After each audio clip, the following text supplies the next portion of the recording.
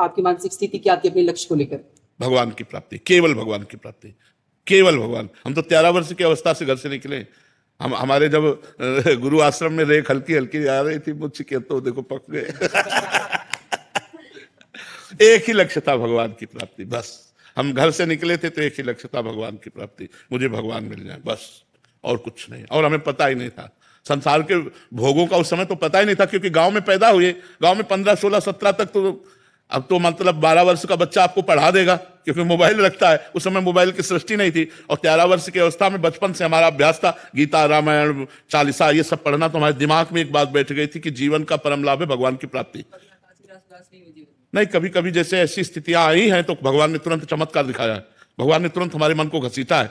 जैसे कई बार निराशा आई कि मतलब ऐसी परिस्थिति, इतना कष्ट सह रहा हूं फिर भी कुछ अंदर अनुभव में नहीं आ रहा है, बड़े उदास हुए, खिन्न, तो कोई ना कोई संत आ गए और ऐसा उपदेश किए कि एकदम मन में फिर उत्साह हुआ, फिर आगे बढ़े, फिर आगे बढ़े। अब तो कोई ना उत्साह की ना निरोत्साह की, इनका कोई मात्रा नहीं रह गया। अब उत्साह का भी और निरोत्साह का कोई मात्रा नहीं रह गया। चाहे मन विषाद युक्त हो या हर्ष युक्त हो, इससे कोई संबंध नहीं रह गया। अब तो मतलब भगवान की केवल अपार कृपा में डूब रहा हूं। नहीं तो शरीर को लेकर के अगर हम वर्णन करें तो कष्ट ही कष्ट है। तो हम अब यही तो मजा है मनुष्य जीवन का, यही मजा है कि मृत्यु का दुख भोगते हुए भी ताल ठोक के निकल जाए, हर कष्ट सहते हुए मुस्कुरा के निकल जाए। यही तो मस्ती है, और किसी मस्ती। सही हम जितेंद्रियता, भगवान का चिंतन, यही मजा है।